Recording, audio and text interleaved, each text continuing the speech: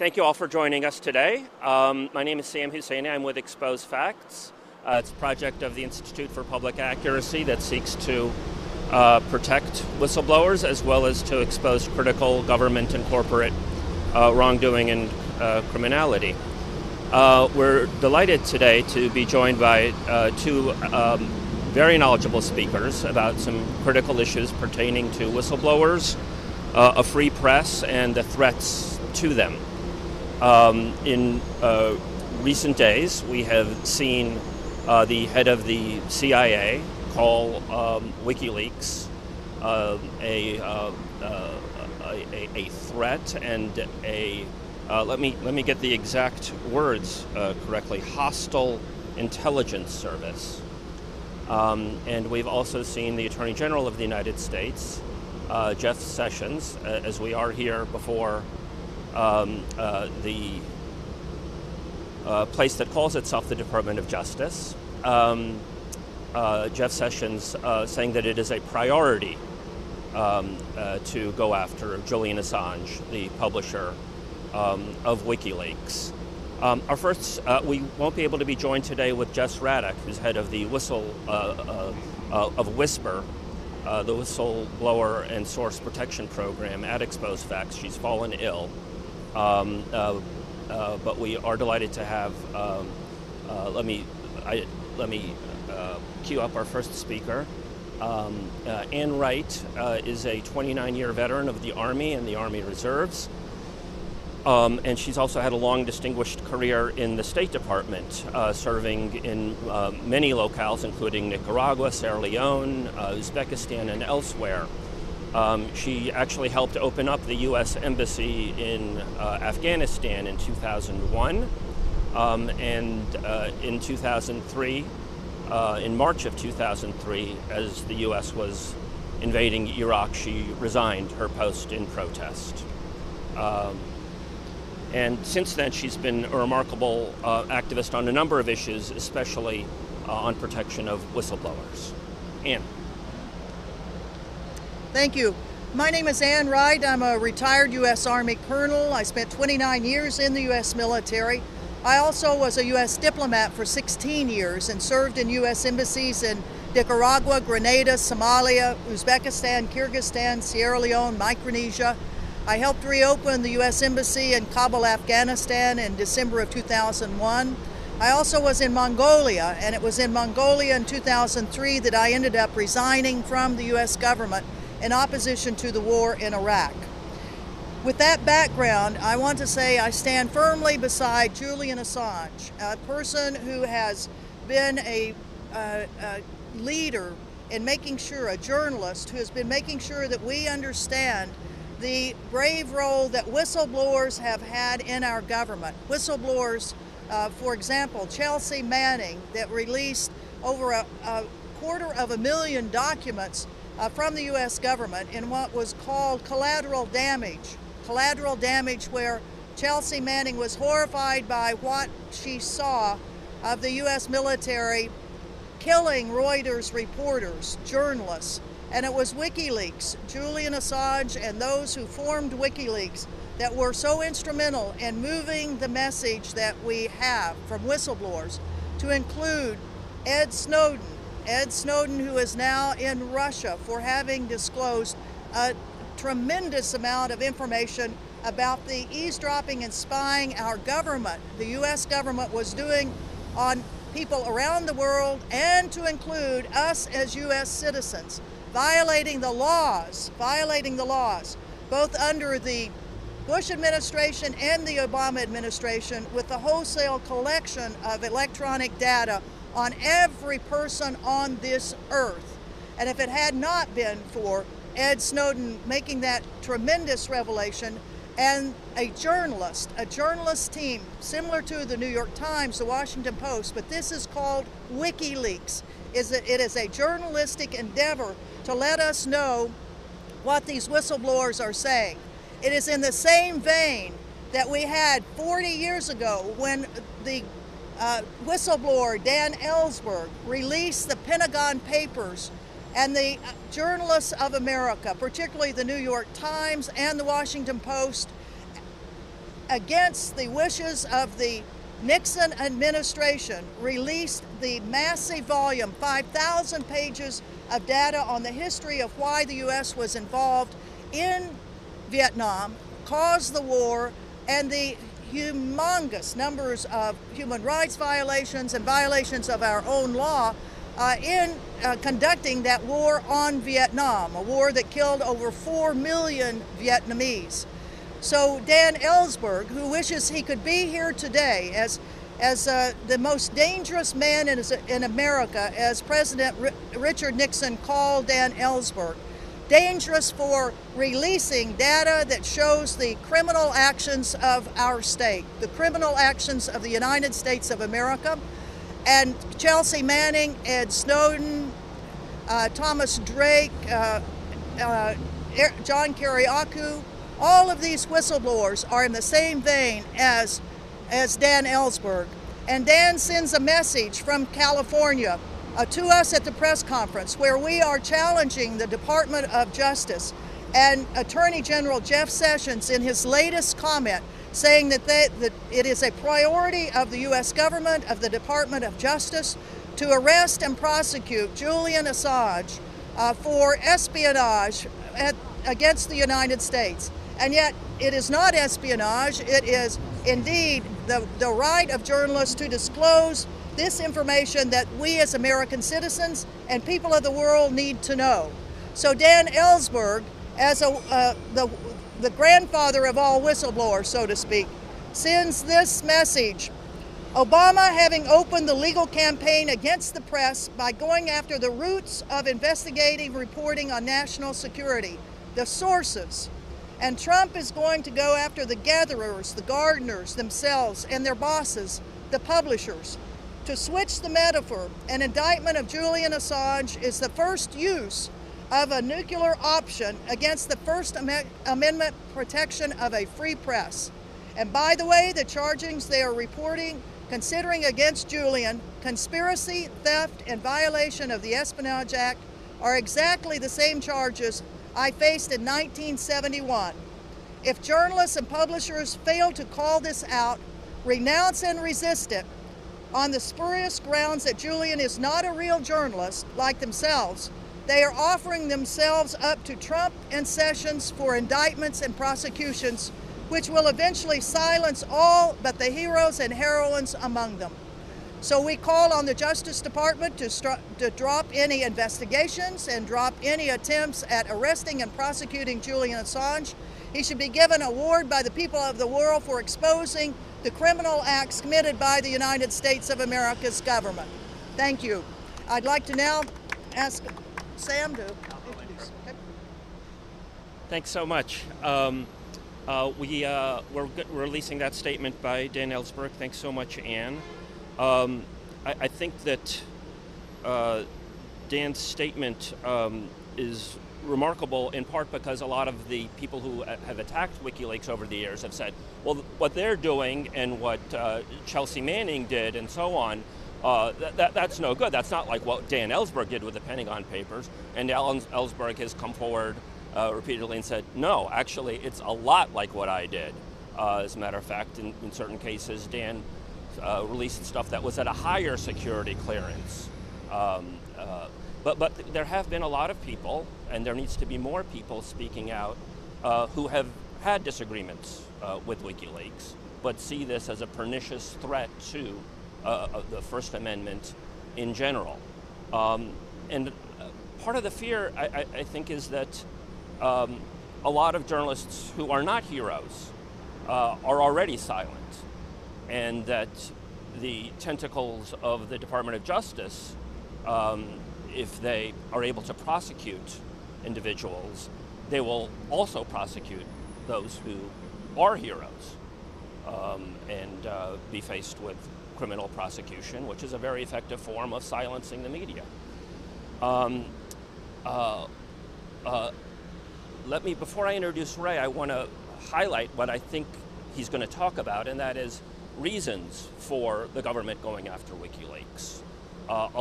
They put out a ton of information, and sometimes it's difficult to wade through it, but so much of it is relevant to a lot of what we see. Chelsea Manning will be released on May 17th, who of course released the Collateral Murder video, which showed criminality. And they released things like the cables regarding U.S. conduct in 2006, saying, well, you know, we really should use the Shiite-Sunni schism in Syria to our advantage, leading to those kinds of policies, leading to civil war in Syria, utter disaster for hundreds of thousands, for millions of people, foreshadowed by internal U.S. government documents. And I think that that's a good deal of why WikiLeaks is so annoying to those in power. Ray McGovern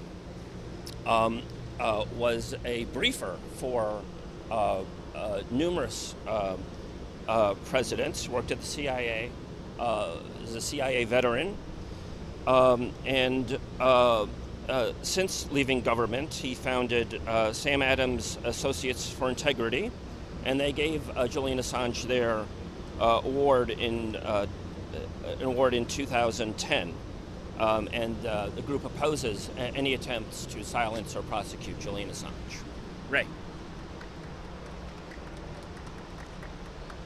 Good morning, and thank you for coming out. Can you hear me okay? You can. Okay. Well, welcome to the deep state. This is a charter member here.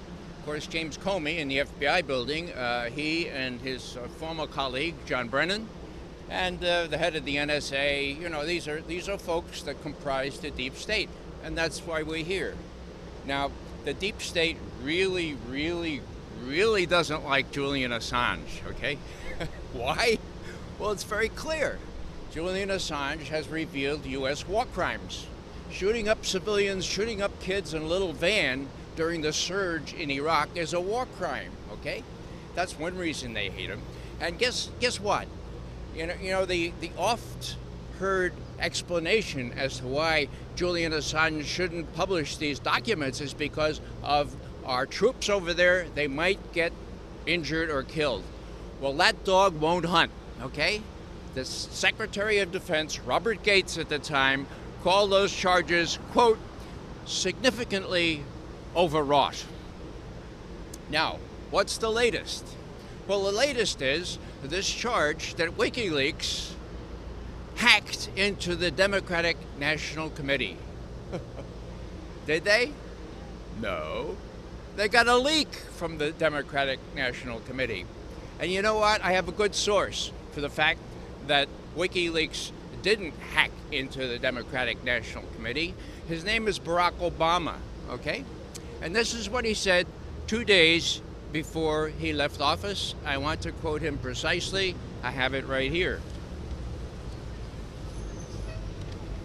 At his January 11th press conference, Obama admitted, quote, the conclusions of the intelligence community with respect to the Russian hacking are not conclusive with respect to how WikiLeaks got the Russian hack. Now, I got news for you folks. I've figured it out. Was the DNC hacked? Sure it was. It was hacked by probably 50 people, 50 hackers. Now, what do we know from recent WikiLeaks revelations? And this is really embarrassing to the CIA. We have CIA documents showing that over a period, well, it's not in the document, but I know from the former technical director of NSA that CIA worked with NSA for 15 years, count them, 15 years, to develop an art form which was great at, quote, obfuscating the source of leaks. Now, I asked Bill Binney, the technical director from NSA, I said, well, you know, how much does that cost to develop He says, well, it involves 700 million lines of code. And I said, well, thanks, Bill. What does that mean? He says, one line of code costs $25. Do the math, Ray, do the math. Now, that's in Vault 7 disclosure as of March 31st this year. Do you see it in the New York Times? No. Washington Post? No. They get, you know, the New York Times, they get a kind of a guidance every morning, all the news that's not fit to print, okay? Don't endanger the deep state. So what am I saying here? I'm saying that the DNC was hacked. And when James Comey goes before the House Intelligence Committee and very embarrassingly says, well, you know, we never got access to the computers there in the DNC. I know, it's best to have direct access for the forensics, but we had to depend on this commercial CrowdStrike, and so we didn't get direct access, but we know CrowdStrike is great. Well, okay, CrowdStrike might be great. That's the one that the DNC hired to look into this. But CrowdStrike has not worked for 15 years with NSA and has not developed 700 million lines of code. So, were Comey, now get this, it's not too complicated. Were Comey to insist, as he should have, I want access to the computers in the DNC, what would have happened? His investigators would have gone there and they would have found out that CrowdStrike wasn't up to this. They would have had to enlist the help of NSA to blow its own operation. CIA discharges these things because they do the real secret stuff. NSA gives them the technical capability. So, in a word, I think I know who hacked the DNC and left telltale signs like a little Cyrillic and maybe the name of the first head of the Soviet secret police. Well, yeah, that was done. And to their credit, CrowdStrike found them, but they were left there by John Brennan. And that's why they hate WikiLeaks. Now, are these comments by Julian Assange, are these kind of interpretations or his take on these things, as is often heard on the media, in the media? No. He's got the kind of material he gives to us that former intelligence officers, and I hope current intelligence analysts, absolutely lust after. Documentary evidence that has been proven to be purer than Caesar's wife. That's why they hate him. It's terribly embarrassing. Not only embarrassing, there are crimes being committed here. And Comey, Admiral Rogers from the NSA, and John Brennan, and now his faithful follower, Mike Pompeo, are fully participants in this crime. I want to say one other thing, but it escapes me right now, so I think I'll close. Thank you very much. I want to say one other thing. Please. Well, Ray, hey, Ray, come over here. I want to say that Ray McGovern and Jesselyn Radak and Colleen Rowley and Thomas Drake were the first group of persons to actually talk to Ed Snowden when he went to Moscow. You were the first ones to go to Moscow and actually have an interview with him. All of this to say that we are so appreciative of what WikiLeaks has done and what Julian Assange and the whole WikiLeaks team has done to expose the crimes. And in fact, go find a criminal. Why do those fire engines have CNN signs on them? Corporate America. Well, we are here to say that to our Justice Department and to our whole law enforcement team, there are criminals out there, that's for sure. But it's not Julian Assange, and it's not Ed Snowden, it's not Chelsea Manning, it's not Thomas Drake. Those are the people that expose the criminal acts of the government. And we're here to tell the Justice Department to clean up your own act and to prosecute those that actually have committed crimes and leave Julian Assange alone. Amen. And I have another thing here. I remember what I wanted to say.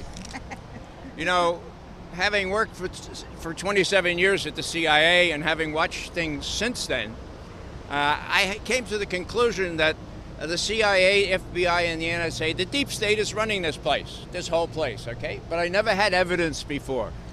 Now I have evidence, okay? Does it come from a pretty good source? Well, if you consider the minority head of the Senate, Chuck Schumer, Senate minority leader, if you consider him a good source, well, I leave that up to you. He told Rachel Maddow on air, you know, I used to think that President Trump was a pretty smart guy, but he's done something very foolish. Rachel said, well, what's that?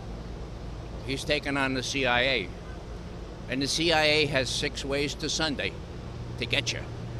So I thought he was a pretty smart businessman, but you know, this is very foolish what he's done.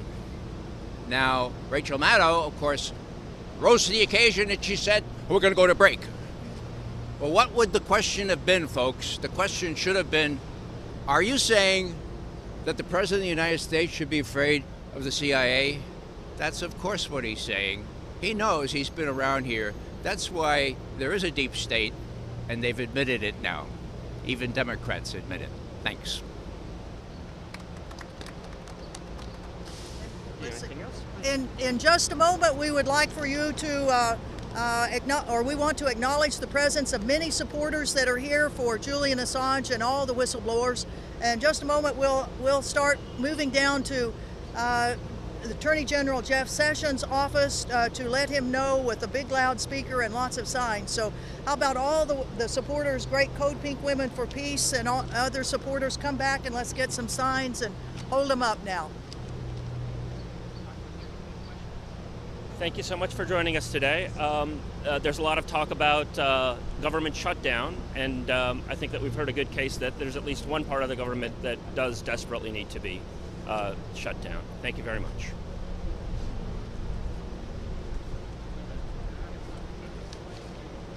Protect the truth, protect whistleblowers. I'm sorry, before we do that, any Q&A?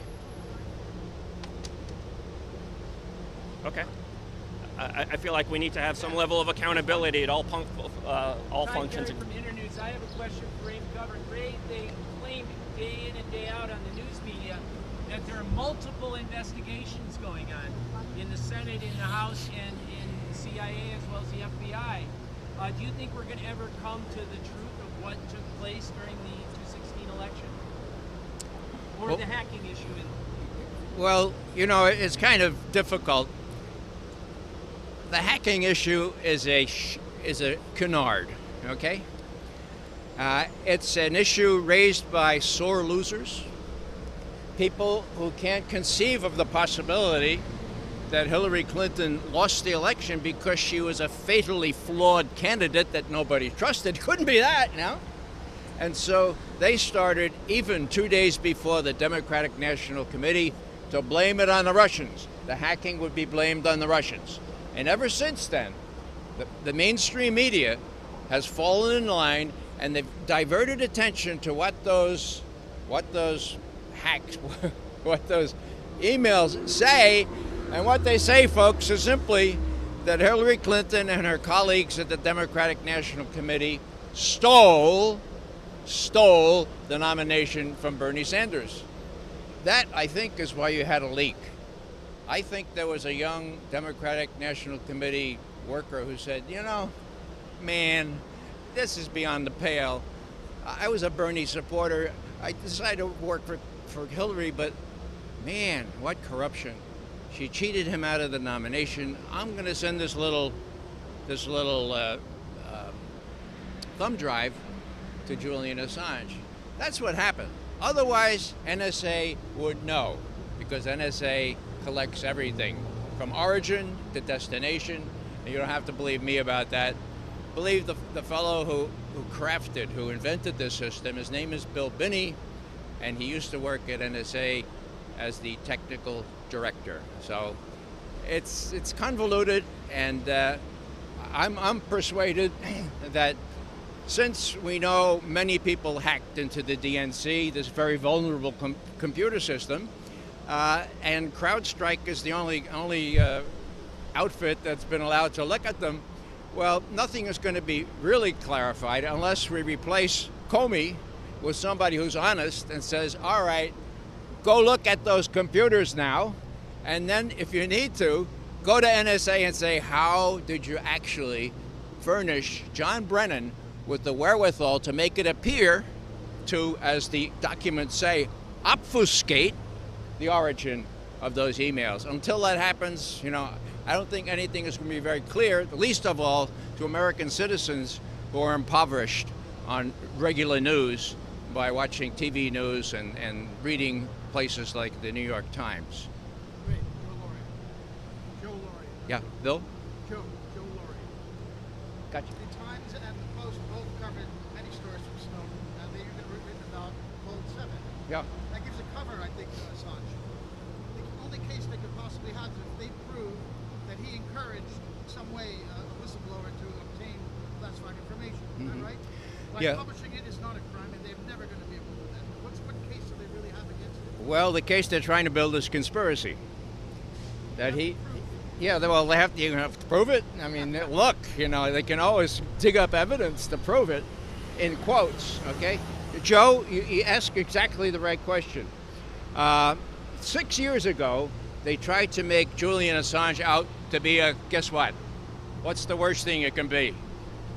A terrorist. CNN had about 15 people on saying Julian Assange is not a journalist, he's a terrorist. The segment that I was on, luckily I didn't know this, but they let in with a clip from Bonnie and Clyde, okay? Shoot them all up, all right? Now, I spent 5 minutes explaining why, of course he's a journalist. And the interviewer says, now, Mr. McGovern, please, are you saying that he's a journalist? And I say, well, yeah, of course he's a journalist. They can't go down that road. They need to prove conspiracy.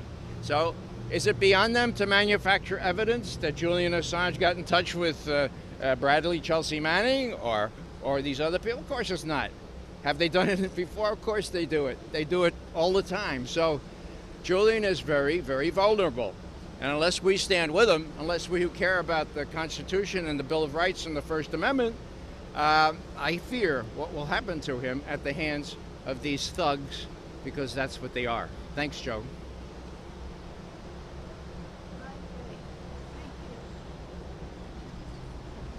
Any other questions? Ann's friends from Code Pink have livened our background here. Any other questions? Thank you so much for coming.